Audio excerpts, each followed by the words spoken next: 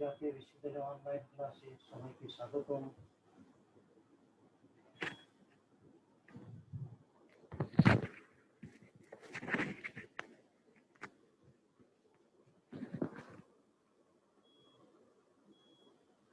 করোনাকালীন শিক্ষা কার্যক্রম চলমান রাখার স্বার্থে জাতীয় বিশ্ববিদ্যালয়ের উদ্যোগে অনলাইন ক্লাসে সংযুক্ত হতে পেরে আমি আনন্দিত। সবাইকে স্বাস্থ্যবিধি মেনে চলার আহ্বান জানাচ্ছি। বিষয় ইসলামের ইতিহাস ও সংস্কৃতি, প্রোগ্রাম অনার্স তৃতীয় বর্ষ, কোর্স কোড 231607। কোর্সের নাম আধুনিক ইউরোপের ইতিহাস। Lecture number 3। লেকচারের শিরোনাম ভিয়েনা সম্মেলন, ইউরোপীয় সংঘ এবং ম্যাটারনিক যুগ। আমি doctor Mohammad Habibur Rahman, MC college, Sylhet.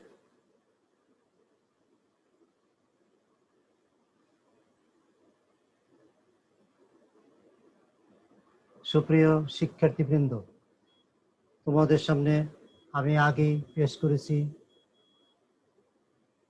লেকচারের শিরোনামগুলো। এই পর্যায়ে আমি আলোচনা করছি ভিয়েনা সম্মেলন সম্পর্কে।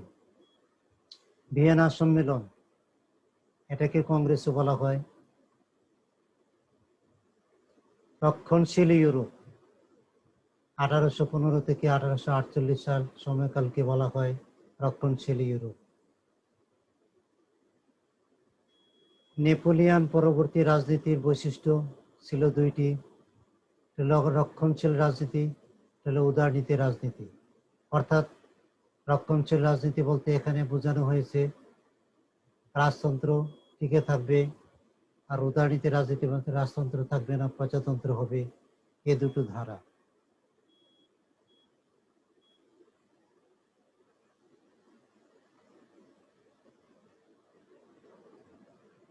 সুপ্রিয় শিক্ষার্থীবৃন্দ, এ পর্যায়ে আমরা চলে যাব ভিয়েনা সম্মেলনের প্রধান ঘটনাগুলির দিকে।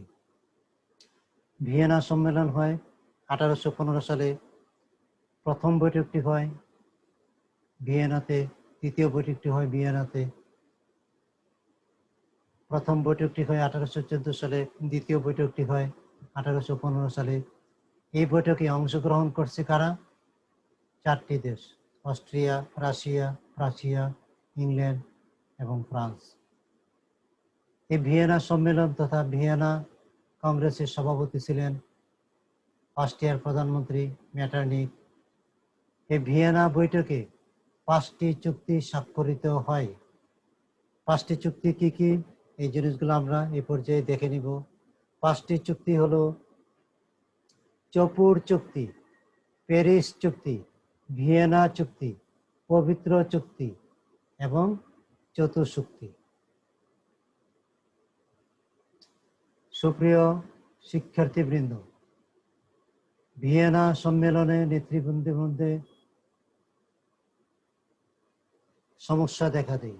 কি কি সমস্যা দেখা দেয় সেগুলি সম্পর্কে আমি এখন তোমাদের সামনে তুলে ধরার চেষ্টা করছি। ভিয়েনা সম্মেলনে 1 নম্বর যে সমস্যা দেখা দেয়, ভাগ বাটোয়ারার প্রশ্ন। অর্থাৎ নেপোলিয়ান বোনাপার্ট তিনি তার সময়কালে যে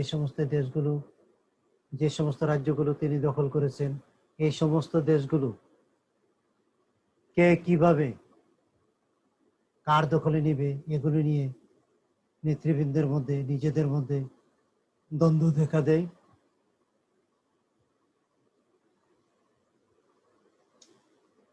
নেপোলিয়ান বোনাপার্ট 1789 থেকে 1814 সময়কালের মধ্যে যে সমস্ত রাজ্যগুলো তিনি দখল করেছেন, এই সমস্ত রাজ্যগুলোকে বন্টন করে দেন।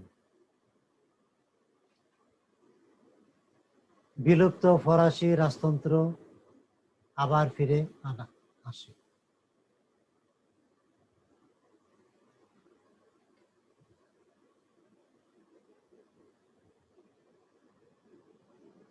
সুপ্রিয় শিক্ষার্থীবৃন্দ, ভিয়েনা সম্মেলনে রক্ষণশীল রাজনীতির প্রতিফলন ঘটেছে। কিভাবে ঘটেছে প্রতিফলন? ফরাসি বিপ্লবের আদর্শ বিলুপ্ত হয়। বুরবু বংশের অষ্টাদশ লুই সিংহাসনে প্রতিষ্ঠিত হয় 1815 থেকে 1848 সময়কাল পর্যন্ত এই সময়কালটাকে বলা হয় মেটার্নিক যুগ।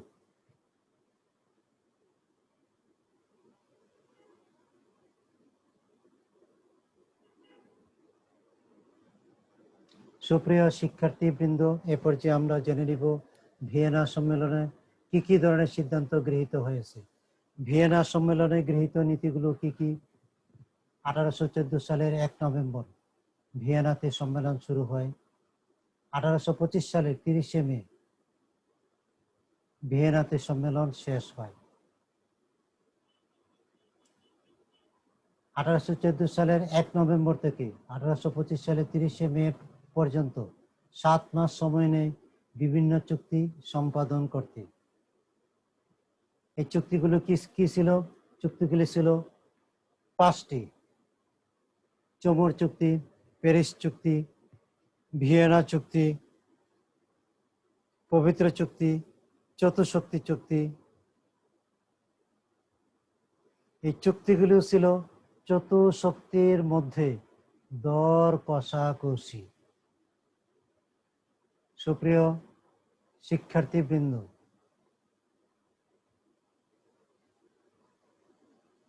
ভিয়েনা সম্মেলনে ভবিষ্যৎ ইউরোপ কি হবে এগুলো নিয়ে কিছু নীতি গ্রহণ করার চেষ্টা করে। উপর্যুক্ত চুক্তির আলোকে কিছু নীতি গ্রহণ করা হয়, কিছু সিদ্ধান্ত গ্রহণ করা হয়। সিদ্ধান্তগুলোর মধ্যে ছিল ন্যায্য অধিকার নীতি, ক্ষতিপূরণ নীতি, শক্তির ভারসাম্য নীতি। সুপ্রিয় শিক্ষার্থীবৃন্দ, এ পর্যন্ত আমরা ভিয়েনা সম্মেলন সম্পর্কে ধারণা নেওয়ার চেষ্টা করলাম। এবার পর্যায়ে আমরা ভিয়েনা সম্মেলনের মূল্যায়ন করার চেষ্টা করব। ভিয়েনা সম্মেলনের মূল্যায়ন: রক্ষণশীলতা, প্রতিক্রিয়াশীলতার সম্মেলন। ভিয়েনা সম্মেলন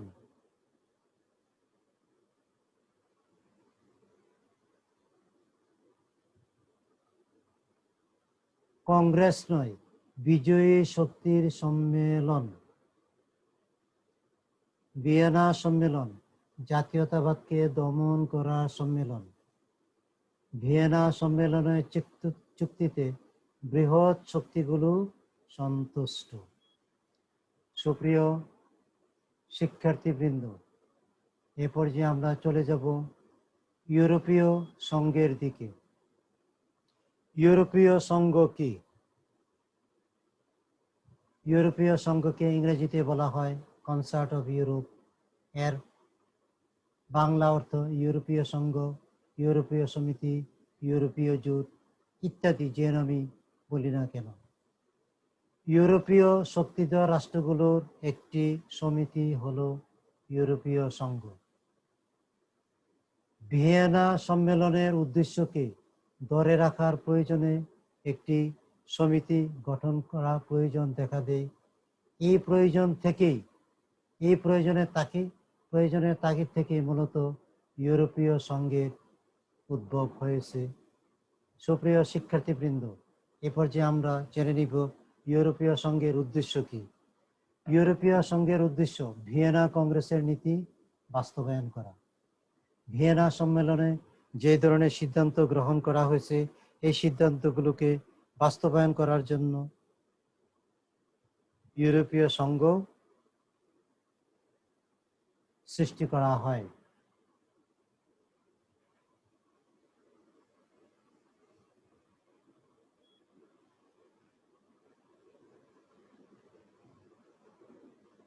সুপ্রিয় শিক্ষার্থীবৃন্দ,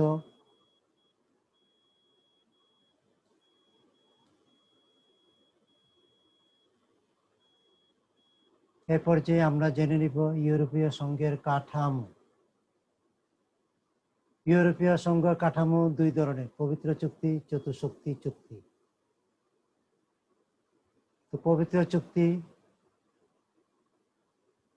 পবিত্র চুক্তিতে ভিয়েনা চুক্তি বা ভিয়েনা সম্মেলন সফল হয়নি। চতুশক্তি চুক্তিতে ভিয়েনা সম্মেলন বা ভিয়েনা কংগ্রেস সফল হয়েছে, অর্থাৎ ইউরোপীয় সংঘ চতুশক্তি চুক্তির মাধ্যমে মূলত ইউরোপীয় সংঘের উদ্ভব হয়েছে। চতুশক্তি চুক্তি বা ইউরোপীয় সংঘের মধ্যে 5টি সম্মেলন হয়। একটি 1818 সালে, আরেকটি 1820 সালে, আরেকটি 1821 সালে, 1822 সালে, 1825 সালে। সুপ্রিয় শিক্ষার্থীবৃন্দ, এ পর্যায়ে আমরা জেনে নিব 1818 সালে কি চুক্তি হয়।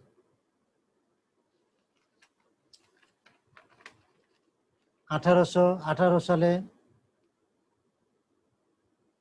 আইলা চাপেল সম্মেলন হয়। 1820 সালে ট্রোপো সম্মেলন হয়। 1821 সালে লাইবেক সম্মেলন হয়। 1822 সালে ভেরোনা সম্মেলন হয়। 1825 সালে পিটার্সবার্গ সম্মেলন হয়।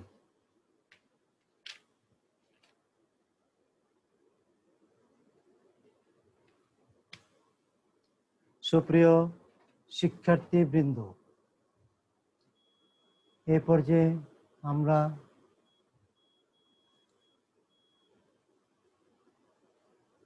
চলে যাব ইউরোপীয় সংঘের উদ্যোক্তা ও নেতৃবৃন্দ কারা ছিলেন তাদের সম্পর্কে এ পর্যায়ে জেনে নিব। ইউরোপীয় সংঘের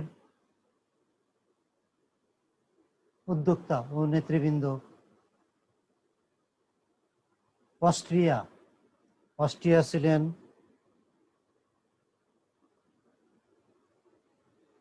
অস্ট্রিয়ার প্রধানমন্ত্রী ছিলেন মেটারনিখ। তিনি অস্ট্রিয়ার চ্যান্সেলর বা প্রধানমন্ত্রী মর্যাদা সম্পন্ন পদে ছিলেন। রাশিয়া, যার প্রথম আলেকজান্ডার রাশিয়ার সম্রাট ইউরোপীয় সংঘের উদ্যোক্তা ও নেতৃবৃন্দের একজন। প্রাশিয়ার রাজা দ্বিতীয় ফ্রান্সিস প্রাশিয়া। কেসলোরিক উপরে কেনিং, ইংল্যান্ডের প্রধানমন্ত্রী, ইউরোপীয় সংঘের উদ্যোক্তা ও নেতৃবৃন্দের একজন ছিলেন। সুপ্রিয় শিক্ষার্থীবৃন্দ, এই পর্যায়ে আমরা জেনে নিব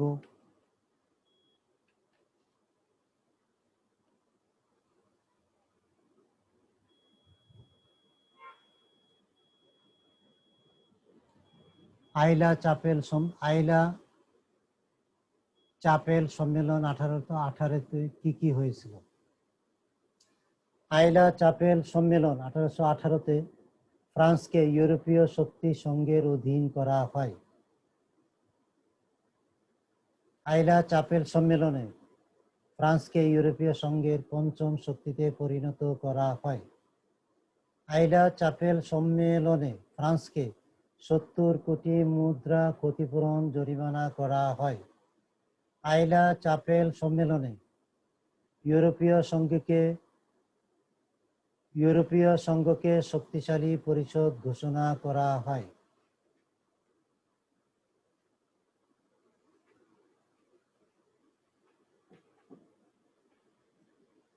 সুপ্রিয় শিক্ষার্থীবৃন্দ, এ পর্যায়ে আমরা চলে যাব ট্রোপো সম্মেলনে। ট্রোপো সম্মেলন 1820। ট্রোপো সম্মেলন মূলত ছিল মেটারনিখের একটি ঘোষণাপত্র। চরম রক্ষণশীল আবার জাতীয়তাবাদী আন্দোলন বিরোধী। এই ট্রোপো সম্মেলনে রাজা ও রাজতন্ত্রকে চরম ক্ষমতা প্রদান করা হয়। এই ট্রোপো সম্মেলনে আগেই বলা হয়েছে মেটারনিখ একটি ঘোষণাপত্র ছিল। এই ঘোষণাপত্রে বলা হয়েছে রাজা দেশের সংবিধান জারি করবেন, কিন্তু এতে ইংল্যান্ড আপত্তি জানায়। ট্রোপো সম্মেলনে বলা হয়েছে রাজা দেশের কর্ণধার।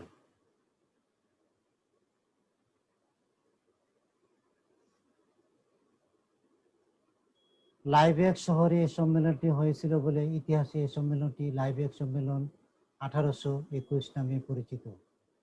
লাইবেক সম্মেলন ইউরোপীয় সংঘের তৃতীয় সম্মেলন। পঞ্চ শক্তিধর রাষ্ট্রগুলোকে লাইবেক সম্মেলনে মূলত ঐক্যবদ্ধ করা হয়। উদ্দেশ্য হলো স্পেন ও ইতালির বিদ্রোহ দমন করা। আর এ লক্ষ্য নিয়ে অস্ট্রিয়ার প্রধানমন্ত্রী মেটারনিখ এগিয়ে যান। সুপ্রিয় শিক্ষার্থীবৃন্দ, এ পর্যায়ে আমরা চলে যাব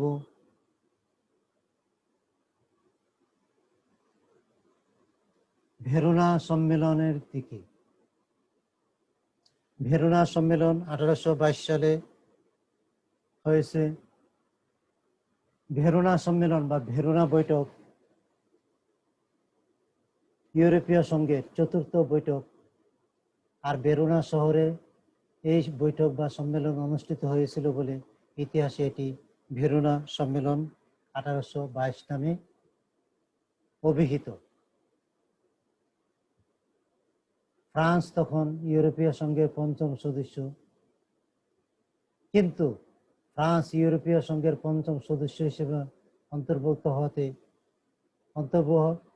হওয়ার যে সিদ্ধান্ত, এই সিদ্ধান্তকে ইংল্যান্ড সমর্থন করেনি।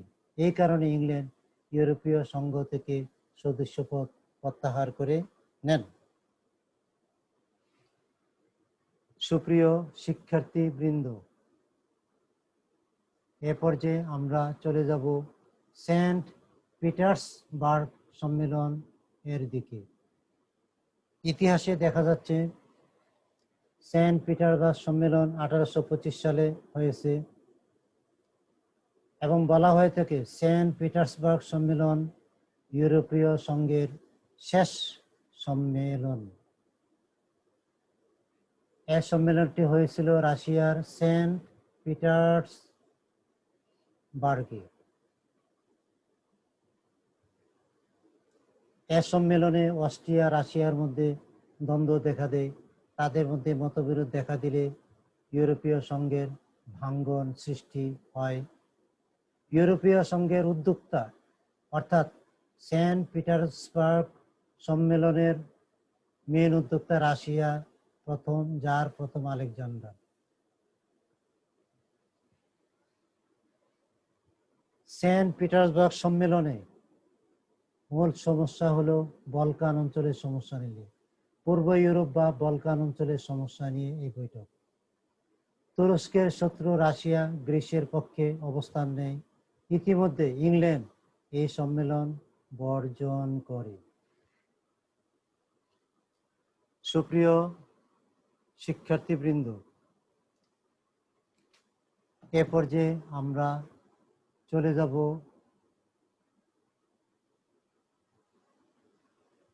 মেটারনিখ যুগ সম্পর্কে কিছুটা ধারণা নেওয়ার জন্য। মেটারনিখ, আমরা জানি অস্ট্রিয়ার প্রধানমন্ত্রী বা চ্যান্সেলর ছিলেন মেটারনিখ। তাকে প্রধানমন্ত্রী বলা হয় কারণ চ্যান্সেলর পদটি প্রধানমন্ত্রী পর্যামর্যাদা সম্পন্ন। মেটারনিখ যুগ 1815 থেকে 1848, এই সময়কালটাকে বলা হয় মেটারনিখ যুগ। 1799 থেকে 1815 এই সময়কালে ইউরোপের রাজনীতির নিয়ন্ত্রক ছিলেন নেপোলিয়ন বোনাপার্ট। আবার 1815 থেকে 1848 সময়কালে ইউরোপীয় রাজনীতির নিয়ন্ত্রক ছিলেন অস্ট্রিয়ার প্রধানমন্ত্রী মেটারনিখ। মেটারনিখের রক্ষণশীল নীতি শুধু অস্ট্রিয়ায় নয়, ইউরোপের সকল দেশেই কম বেশি প্রযোজ্য।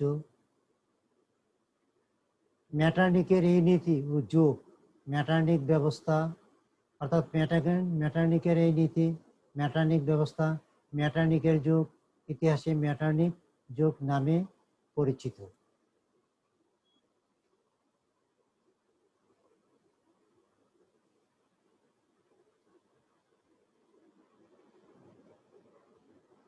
সুপ্রিয় শিক্ষার্থীবৃন্দ, মেটারনিখ অস্ট্রিয়ার প্রধানমন্ত্রী পদে মেটারনিখ। এতদিন পর্যন্ত ইউরোপের রাজধানী ছিল প্যারিস, নেপোলিয়ন কেন্দ্রিক। 1815 সালের পরে ইউরোপের রাজধানী প্যারিস থেকে চলে যায় ভিয়েনায়। ইউরোপীয় সংঘ গঠনে মেটারনিখের ভূমিকাই বেশি ছিল। অস্ট্রিয়ার প্রধানমন্ত্রী হিসেবে দেশে বিদেশে যে নীতি মেটারনিখ অনুসরণ করেছিলেন, সে নীতি ইতিহাসে মেটারনিখ ব্যবস্থা নামে পরিচিত। 1809 থেকে 1848 সময়কাল ইতিহাসে মেটারনিখ ব্যবস্থার যুগ নামে পরিচিত।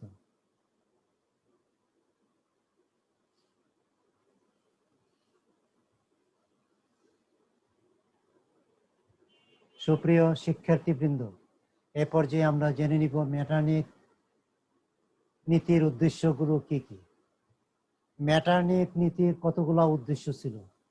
এর মধ্যে কয়েকটি উদ্দেশ্য হলো বিপ্লবের আদর্শ ঠেকাও, ফরাসি বিপ্লবের আদর্শ ঠেকাও। প্রকৃতপক্ষে রক্ষণশীলতার প্রতীক মেটারনিখ ব্যবস্থা। অস্ট্রিয়া ছিল একটি মিশ্র রাজ্য। নানা অঞ্চল, নানা রাজ্য নিয়ে অস্ট্রিয়া সাম্রাজ্য গঠিত ছিল। হ্যাবসবার্গ রাজবংশকে টিকিয়ে রাখার জন্য মূলত মেটারনিখ এই ধরনের নীতি অবলম্বন করেছিলেন। হ্যাবসবার্গ রাজবংশের রাজা ছিলেন তখন দ্বিতীয় জোসেফ। মেটারনিখের নীতির উদ্দেশ্য ছিল দুইটি: সাম্রাজ্যকে সংঘবদ্ধ রাখা এবং অন্যান্য সাম্রাজ্যে প্রাধান্য বিস্তার করা। উক্ত উদ্দেশ্য বাস্তবায়নের দায়িত্ব মেটারনিখের উপর বর্তায়। আর এই ধরনের স্থিতিবস্থা বজায় রাখার জন্য মেটারনিখ মনে করেন সম্মেলন খুবই প্রয়োজন। এজন্য মেটারনিখ ইউরোপীয় সংঘের নেতৃত্বে 4টি সম্মেলন করেন।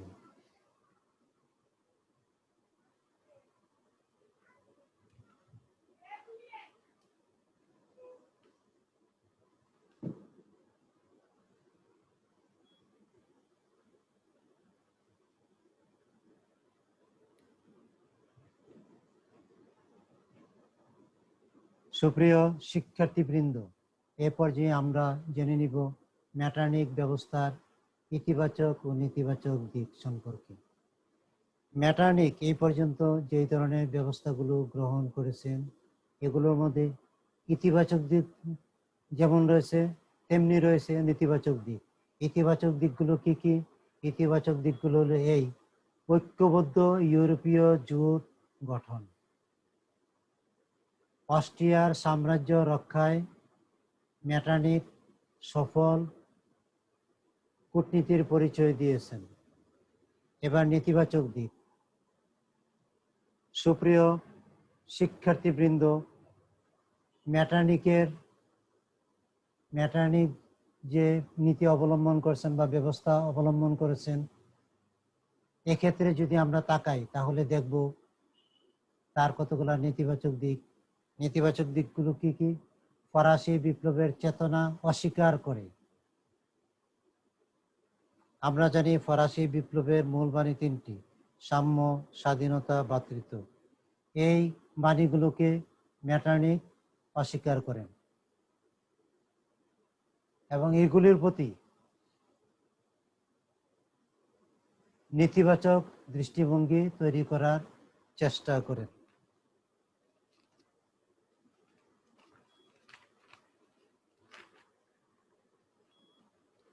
সুপ্রিয় শিক্ষার্থীবৃন্দ, এ পর্যায়ে আমরা জেনে নিব মেটারনিখ সম্পর্কে মেটারনিক, তার পুরো নাম প্রিন্স ক্লিমেন্স ভন মেটারনিক। তিনি জন্মগ্রহণ করেন 1773 সালে জার্মানি। 1809 সালে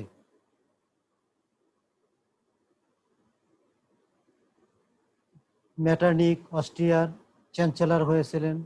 চ্যান্সেলর মানে প্রধানমন্ত্রী মর্যাদা সম্পন্ন পদ। অস্ট্রিয়ার সরকার ব্যবস্থা ছিল রক্ষণশীল রাজতন্ত্র। আর তৎকালীন সময়ে যে রাজবংশ ছিল, বিখ্যাত একটি রাজবংশ, তার নাম হ্যাবস রাজবংশ। মেটারনিকের নীতি ও মেটারনিক যুগ। স্থিতাবস্থা, শাসন করো, কোনো সংস্কার বা পরিবর্তন নয়। 1848 সালের বিপ্লবে মেটারনিকের পতন হয়। মেটারনিক দেশ ছেড়ে ইংল্যান্ডে চলে যায়। ওখানে তিনি স্বেচ্ছায় নির্বাসন নেন। অস্ট্রিয়ার সম্রাট দ্বিতীয় জোসেফ হ্যাবসবার্গ রাজপরিবারের মেটারনিককে প্রধানমন্ত্রী নিযুক্ত করেন এবং তার সময়কালটা ছিল মূলত 1815 থেকে 1848।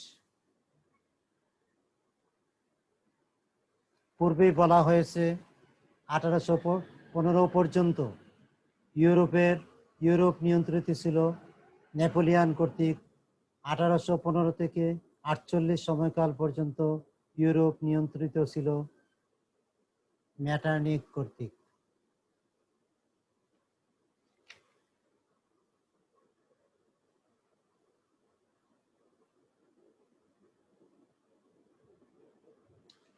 সুপ্রিয় শিক্ষার্থীবৃন্দ, এই পর্যন্ত আমি তোমাদের সামনে ভিয়েনা সম্মেলন, মেটারনিক যুগ এবং ইউরোপীয় সংঘ সম্পর্কে কিছুটা ধারণা দেওয়ার চেষ্টা করছি। আশা করি তোমরা যারা আমার এই ভিডিও শুনেছো, তারা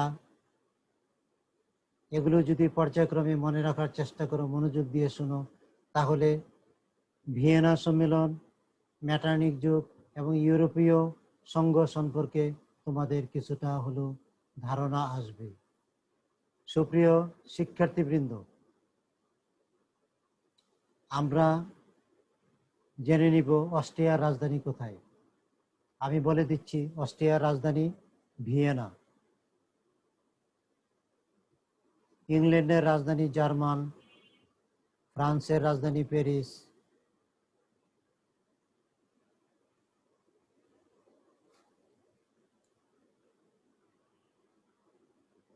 সুপ্রিয় শিক্ষার্থীবৃন্দ, এ পর্যায়ে আমরা জেনে নিব এই যে টপিকসগুলো আলোচনা করলাম, এই টপিকসগুলো আলোচনা করতে গিয়ে আমি যে সমস্ত বইয়ের সহযোগিতা নিয়েছি, এগুলোর মধ্যে 1 নম্বর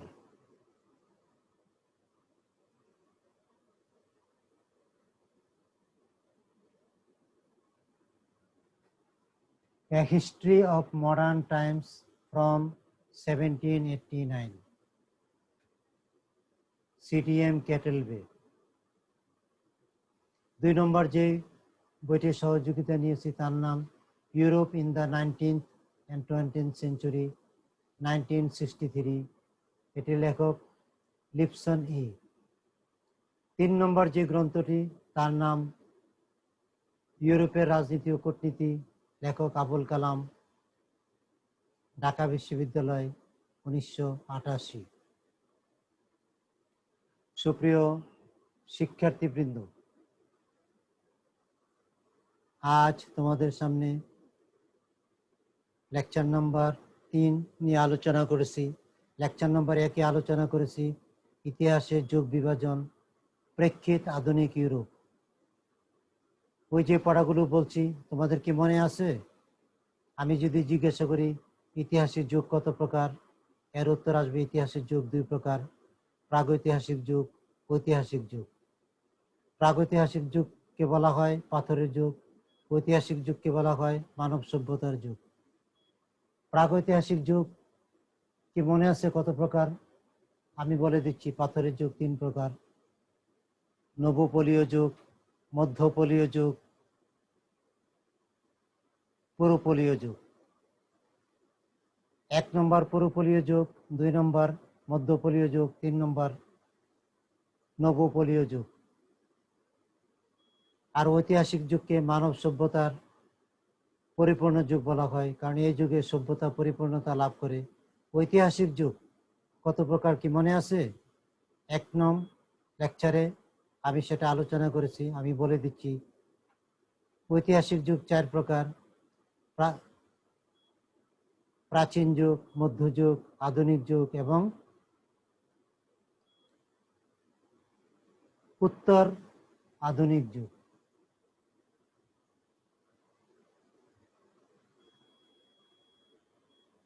সুপ্রিয় শিক্ষার্থীবৃন্দ, দ্বিতীয় লেকচারে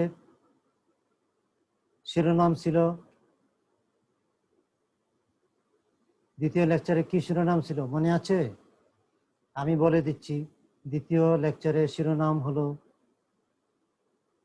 ফরাসি বিপ্লব ও নেপোলিয়ন বোনাপার্ট। তোমাদের কি মনে আছে ফরাসি বিপ্লব কত সালে সংগঠিত হয়? ফরাসি বিপ্লব সংগঠিত হয় 1789 সালে। ফরাসি বিপ্লবের মূল বাণী ছিল 3টি: স্বাধীনতা, সাম্য, ভ্রাতৃত্ব।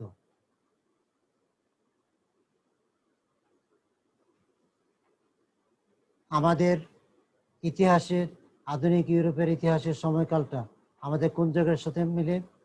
আধুনিক যুগের সাথে। কারণ আমাদের আধুনিক যুগের সূচনাকে ইউরোপের ক্ষেত্রে আমরা প্রথম জেনে নিই প্রাচীন যুগের সীমানা ইউরোপের ক্ষেত্রে। প্রাগৈতিহাসিক যুগ থেকে 476 পর্যন্ত সময়কালকে বলা হয় ইউরোপের ক্ষেত্রে প্রাচীন যুগ।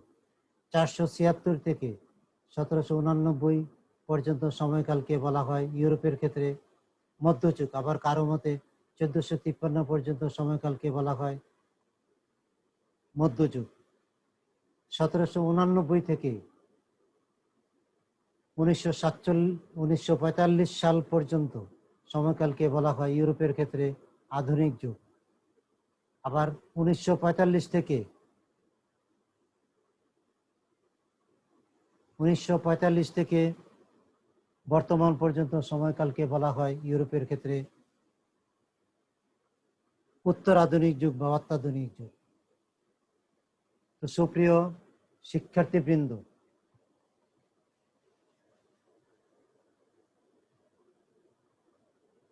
আমি এ পর্যন্ত তোমাদের সামনে যা আলোচনা করেছি, তোমরা যদি এগুলো মনে রাখার চেষ্টা করো তাহলে সফল হবে।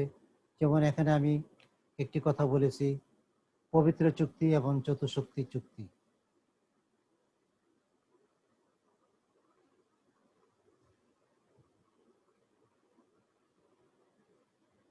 কি সেটা? চতুশক্তি চুক্তি মানে কি? ইউরোপীয় সংঘ। ইউরোপীয় সংঘ 5টি সম্মেলন করে। সেটা কি? আইলা চাপেল নামক একটি স্থানে 1818 সালে সম্মেলন হয়। 1820 সালে ট্রপু সম্মেলন হয় এবং এটি মেটার্নিক ঘোষণাপত্র নামে পরিচিত। 1821 সালে লাইবেক সম্মেলন হয়। লাইবেক শহরে সম্মেলন হয়েছিল বলে ইতিহাসে এটি লাইবেক নাম সম্মেলন নামে পরিচিত। তারপর 1825 সালে রাশিয়ার সেন্ট পিটার্সবার্গে এই সম্মেলন হয়। এই সম্মেলন রাশিয়ার উদ্যোগে হয়।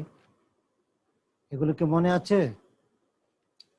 এ পর্যায়ে আমরা চলে যাব, যদি জিজ্ঞাসা করি পবিত্র চুক্তি। পবিত্র চুক্তির উদ্যোক্তা হলো রাশিয়া। পবিত্র চুক্তি কোনো সন্ধিপত্র ছিল না, এটি ছিল একটি নীতি বিষয়ক ঘোষণাপত্র। অস্ট্রিয়া, রাশিয়া, প্রাশিয়ার এই চুক্তিতে স্বাক্ষর করে, কিন্তু ইংল্যান্ড স্বাক্ষরদানে অস্বীকার করে। সুপ্রিয় শিক্ষার্থীবৃন্দ, এতক্ষণ পর্যন্ত আমি তোমাদের সামনে যে জিনিসগুলো আলোচনা করলাম, এই জিনিসগুলো তোমরা যদি মনে রাখার চেষ্টা করো তাহলে তোমরাই উপকার পাবে। এখানে একটি কথা বলে রাখা প্রয়োজন যে ভিয়েনা সম্মেলন বা ভিয়েনা কংগ্রেস কখন হয়েছিল? ভিয়েনা কংগ্রেস হয়েছিল 1815 সালের জুন মাসে, এবং ভিয়েনা সম্মেলনকে বলা হয় প্রথম আন্তর্জাতিক সম্মেলন। আন্তর্জাতিক সংগঠন গড়ার উদ্যোগ হলো ভিয়েনা সম্মেলন। নেপোলিয়ন ইউরোপের মানচিত্র পরিবর্তন করেছিলেন, ভেঙে দিয়েছিলেন পুরাতন রাজতন্ত্র। ভিয়েনা জোট ইউরোপকে পুনর্গঠন বন্টন করেন, ক্ষতিপূরণ বেশি দিতে হয় ফ্রান্সকেই। এটি ভিয়েনা সম্মেলন বা কংগ্রেস। ভিয়েনা সম্মেলনের মূল উদ্যোক্তা ছিল কে? অস্ট্রিয়া। মনে আছে? অস্ট্রিয়া। আচ্ছা, কে বলতে পারবে ভবিষ্যৎ ইউরোপ কি হবে? ভবিষ্যৎ ইউরোপের হবে ন্যায্য অধিকার নীতি, ক্ষতিপূরণ, শক্তির ভারসাম্য নীতি। সুপ্রিয় শিক্ষার্থীবৃন্দ, আমরা এ পর্যন্ত ভিয়েনা সম্মেলন, ইউরোপীয় সংঘ এবং মেটার্নিক যুগ সম্পর্কে কিছুটা ধারণা নিলাম। আচ্ছা, যদি জিজ্ঞাসা করি ইউরোপীয় সংঘ এর অপর নাম কি? ইউরোপীয় সংঘের অপর নাম ইউরোপীয় সমিতি, ইউরোপীয় শক্তি জোট, ইউরোপীয় শক্তিধর দেশগুলোর সমিতি, ইত্যাদি ইত্যাদি।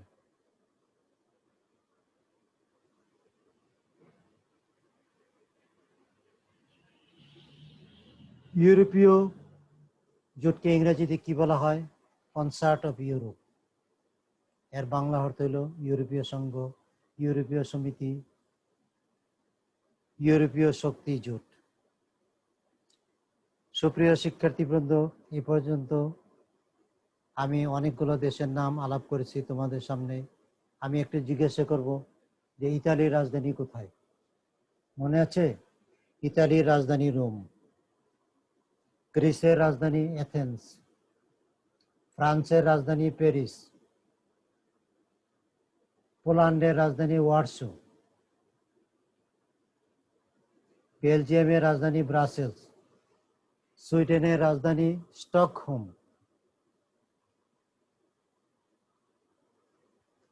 জার্মানির রাজধানী বার্লিন।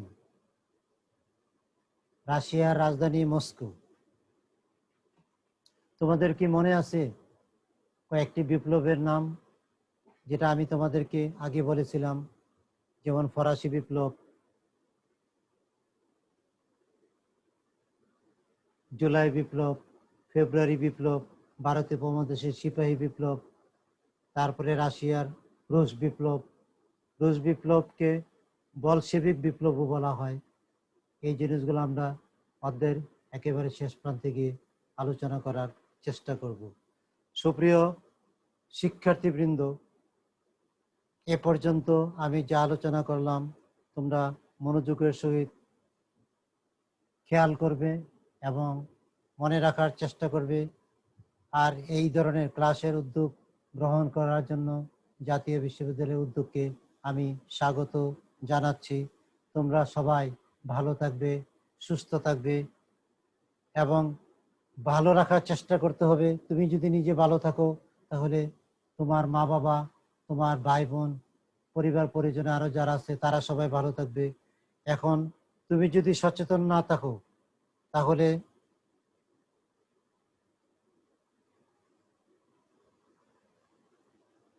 যে কোনো মুহূর্তে সমস্যা হতে পারে। তো তোমাদের সকলকে ধন্যবাদ জানিয়ে আমি আমার লেকচার এখানেই শেষ করছি। আল্লাহ হাফেজ, ভালো থাকো, সুস্থ থাকো। আসসালামু আলাইকুম ওয়া রাহমাতুল্লাহি ওয়া বারাকাতুহু।